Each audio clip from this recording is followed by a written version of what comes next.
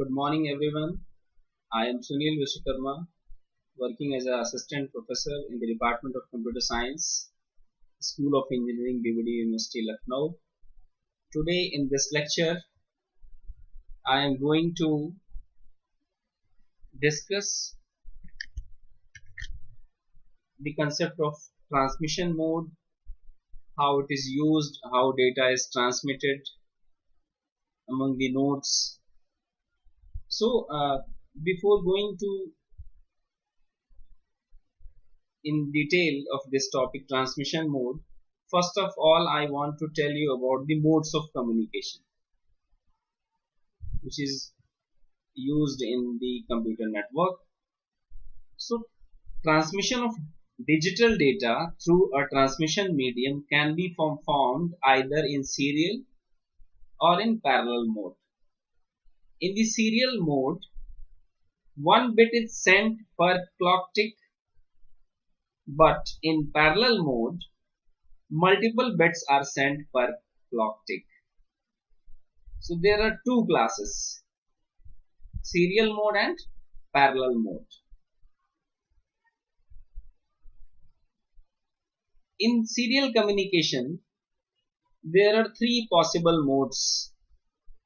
So here we are going to discuss the serial mode of transmission of data. There are three types of transmission mode which is used in serial communication. First is simplex, second is half duplex, and third is full duplex. What transmission mode tells us? Transmission mode tells us the direction of data flow between the nodes. What is the direction of data flow? If there are two devices in a network, in which direction data is flowing? This is related to transmission mode. So first transmission mode is simplex. In simplex mode, here it is shown that one system is mainframe system and another is monitor. So data, if the direction of data flow is unidirectional, then this mode is known as simplex mode. And here in this diagram, it is shown that data is flowing in only one direction, from left to right only. So this is the direction of data, and data is flowing from mainframe to monitor. This is simplex. What are the examples, real life examples of data flow of simplex mode? Here it is written, in simplex mode, transmission information sent in only one direction. That is, we can say in unidirectional data flow. Device connected in simplex mode is either sent only or received only. That is, one device can only send and other device can only receive. And communication is unidirectional in simplex mode. What are the examples of simplex mode? The first example is television. In television, with the help of remote, we tune the frequency and see the channel whatever we want to see. So data is only coming, we cannot send the data. Second example is radio. In radio we receive the signals and tune the frequency whatever we want. Keyboard, through keyboard we send the data or we send the instructions to the processor. So keyboard is also the example of simplex mode. Monitors only receive the data. Monitors do not send the data to any other device, it only receives the data. So wherever we see the unidirectional communication, that can be example of simplex mode. So these are the examples of simplex mode. Next is half duplex. How it is different from simplex mode? In simplex mode, data flows in only one direction, but in half duplex, data can flow in both the directions, from left to right. Here in this diagram there are two systems. From left to right we can send the data, and in one time, and in another time workstation 2 can send the data to the workstation 1 also. So data can be sent in both directions, but not at a time. At different times data can be sent. Means workstation 1 can be sender at one time, and another time workstation 1 can also be a receiver. It means that whatever the bandwidth is, whatever the communication channel is shared between these two devices, whole bandwidth can be utilized for sending data from workstation 1 to 2 in one time, and in other time workstation 2 can utilize whole bandwidth for sending data back to the workstation 1. So what is the real life example of half duplex communication? We can say walkie-talkie. Walkie-talkie is the example of half duplex communication mode. Here it is showing one sender and receiver. There are two systems, one Dell laptop and another is Dell PC. So one time Dell laptop is sender, and in below diagram Dell laptop at another time is receiver. And here it is shown that two Motorola walkie-talkie, and both walkie-talkie can be used in the half duplex communication, because at one time if one is sending the data, another walkie-talkie cannot send the data at the same time. At different times both can send data. So next transmission mode is full duplex. How it is different? In full duplex transmission mode, both the devices can use the full bandwidth of the communication channel at a time, and the direction of data flow all the time will be bidirectional. It means in both the direction data can be sent at a time.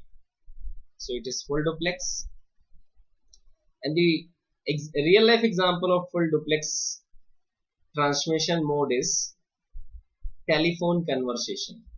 At a time both parties can send and receive the data.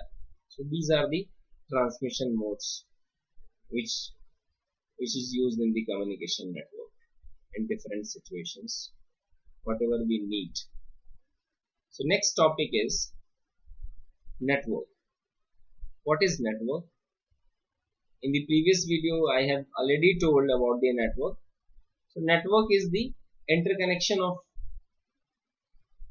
devices through which all those devices can share the resources, can share the data, and the communication channel can be wired or wireless. What are the types of network? Based on transmission technology, there are two types of network: point to point and broadcast network. But if we talk about the scale, based on the scale there are three types of networks: LAN, local area network; MAN, metropolitan area network; and WAN, wide area network. So what is the difference among these type of networks? What are the advantages? What are the disadvantages? We are going to see. in the next slides. So this is the structure of a LAN, single building LAN.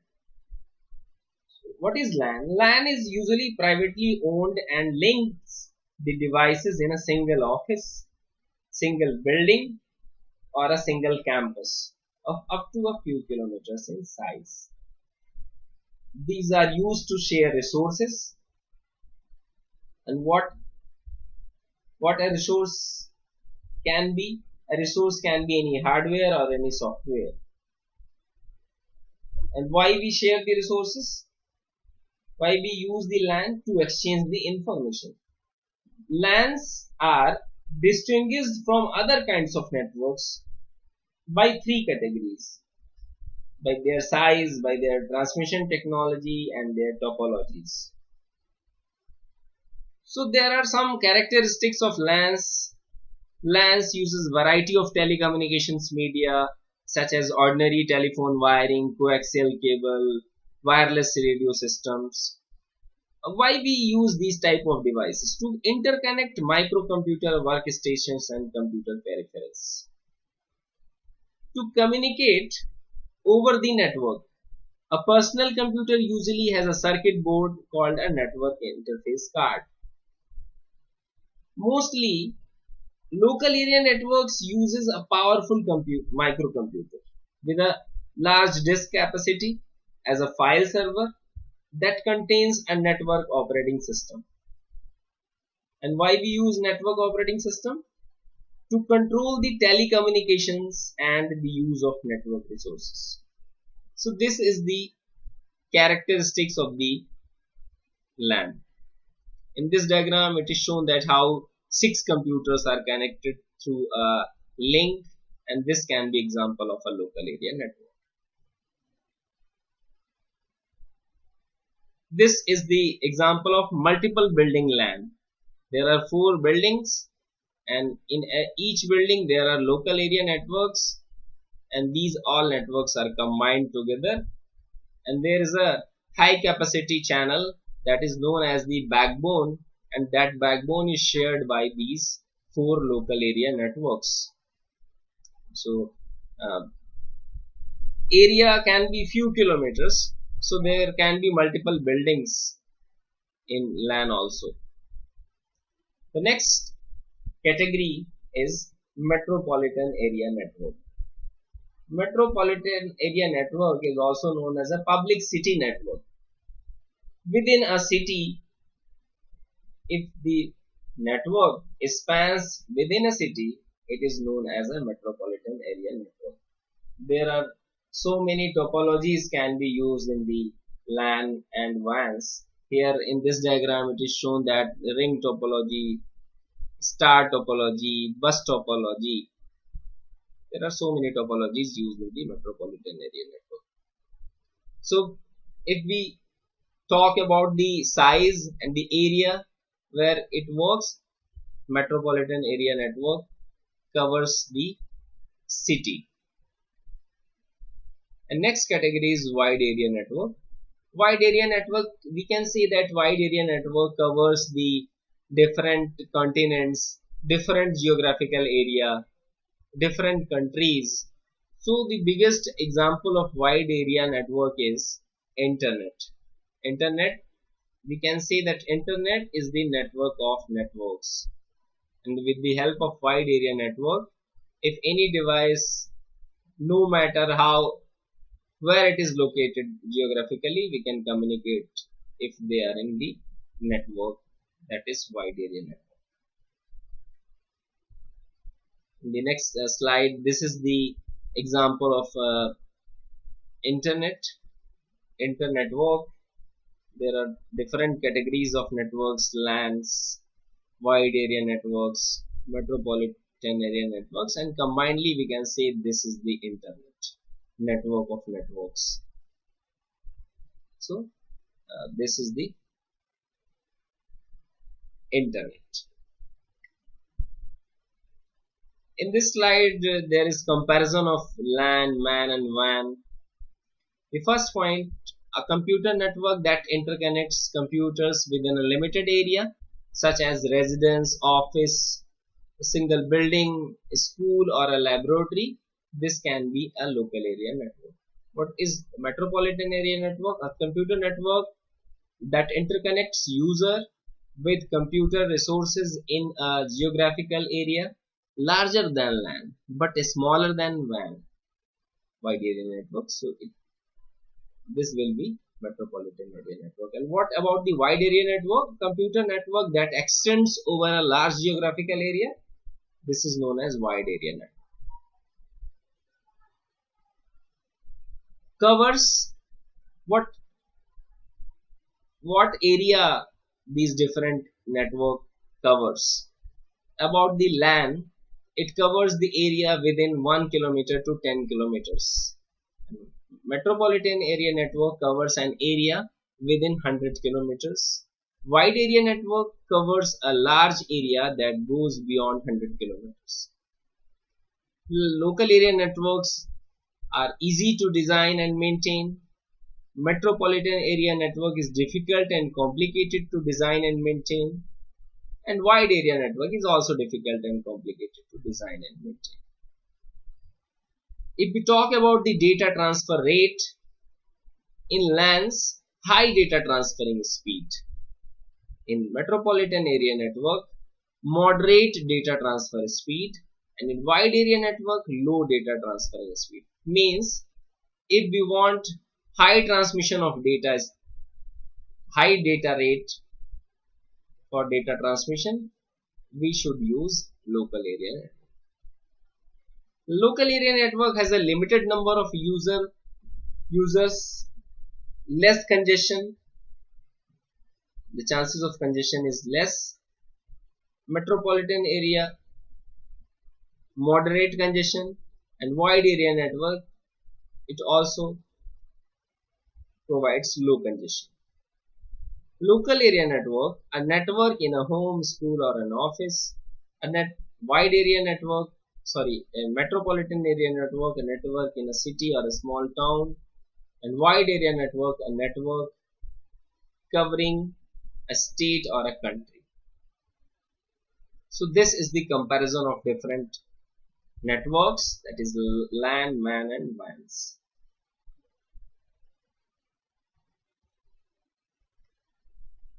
So next topic is OSI model. OSI model or Open System Interconnection Model. What is Open System Interconnection Model? It is also known as ISO OSI model. ISO stands for International Standard Organization and OSI stands for Open System Interconnection Model. Why it is known as Open System Interconnection Model? Due to which property it is known as Open System Interconnection Model? Because on the internet, the devices which want to communicate are at different geographical locations. Those devices had different hardware architecture, different operating systems, different softwares. So in spite of these things, without bothering about these different underlying hardware architectures, softwares, they can communicate using this model. That's why this is known as Open System Interconnection Model. Open system means any two devices on the internet can communicate without bothering about the underlying hardware and software using this model, Open System Interconnection Model.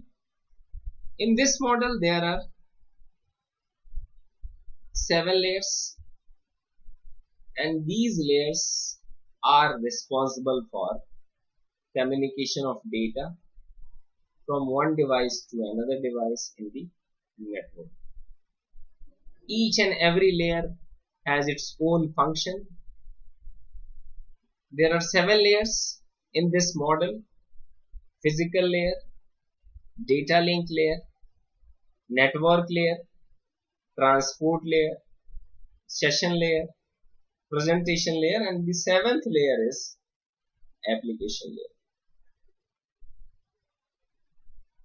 We can use the first letters for remembering the sequence of layers. For this, there is a sentence we can remember this: please do not touch Steve's pet alligator.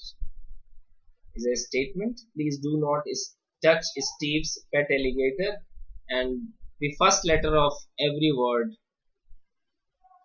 is the name of starting letter of the layers. So we can remember the sequence in this way.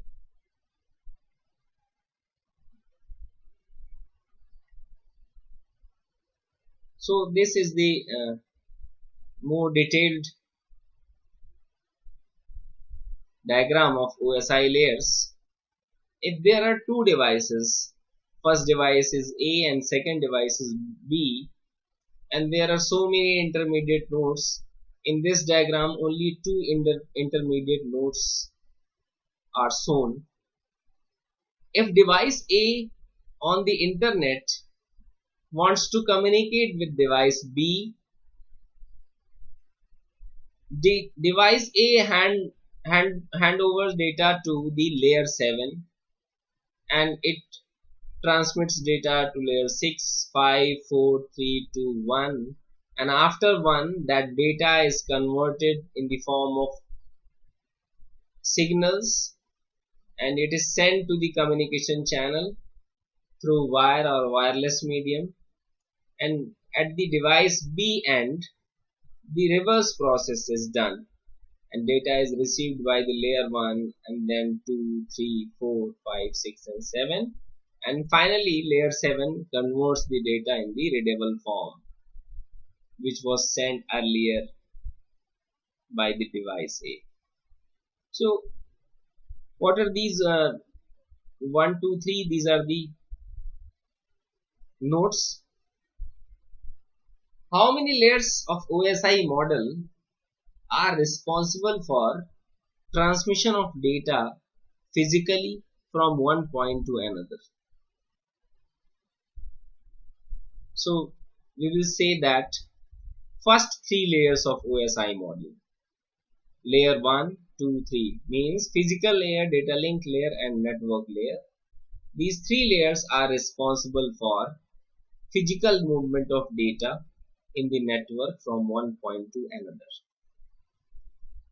Layer 4 is the transport layer, layer 5 is session, layer 6 is transport, and layer 7 is application layer. First 3 layers of OSI model is known as network support layers, and the upper 3 layers are known as user support layers. So transport layer acts as a bridge between the network support layers and user support layers. Okay.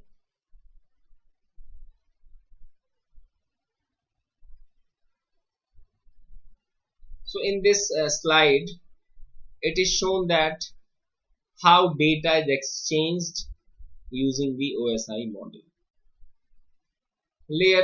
At layer 7 there is data. When that data is transferred to the layer 6, there is another thing is also appended with the data, and that is known as header. Here it is shown. After data there is some colored part, light blue part, that is showing the header at the layer 6, and after that layer 5, whatever the data and the header was at layer 6, that combinedly acts as a data at layer 5, and layer 5 also appends the header at the layer 5 also, that is H5.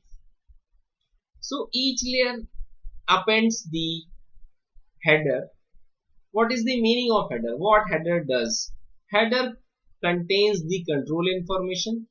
That is, the control information means the address of sender and receiver, from where data is originated and from uh, at which place data has to reach. So this control information is there at the headers. All the layers appends the header, but data link layer also adds trailer. Why it adds trailer? For the purpose, what is the purpose of adding trailer by the data link layer? Trailer is added for the purpose of error control, for the error correction and detection. Some codes are added. And physical layer finally converts the data in the form of binary 0-1 form, and the 0-1 form of data is converted in the form of signals, and finally it is transmitted through the transmission medium. At the receiver end, the reverse process is done, and finally the data is received by the receiver device by the layer 7, that is application. One by one we will see the functions of the layer in detail, and what is the function of this layer also. So first layer, if we talk about the layer 1, layer 1 of the OSI model is physical layer. What are the characteristics of the physical layer is? Physical layer decides the physical characteristics of the interfaces. What are the characteristics of the medium? This is the responsibility of the physical layer. How at the physical layer data is converted in the form of 0-1 binary form, and the responsibility of physical layer is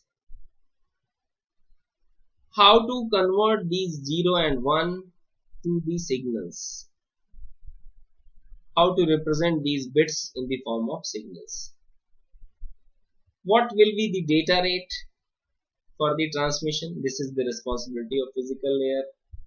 How the bits will be synchronized when data is sent and received by the sender and receiver. So synchronization of bits is also characteristics of the physical layer. What is the line configuration? That is, it is point to point or it is multi-point line configuration. Physical layer decides the line configuration. What will be the physical topology? Whether it is bus topology, star topology, mesh topology, these topologies are decided by the physical layer. In the previous slides we have seen the concept of transmission mode. So deciding the transmission mode, whether it will be simplex, half duplex, full duplex, this is the responsibility of physical layer. So in this diagram it is shown that from data link layer data is received and physical layer converts it in the form of binary data in the form of 0-1, and it is, and left side is the sender side and the right side is the receiver side, and it is sent to the transmission medium in the analog signal form, electrical signals form, and it is back converted to the received by the physical layer of the receiver device, and it is further converted in the form of data and handed over to the data link layer. Okay. Next layer is data link layer. Data link layer receives the data from the network layer. receives the data from the network layer, and the data which is received from the network layer, that is known as L3 data, means layer 3 data. And what is the layer 3? Network layer. After receiving that data, L3 data, data link layer appends header H2 header and also adds trailer, that is T2. Why it is known as T2? Trailer at layer 2. H2 means header at layer 2.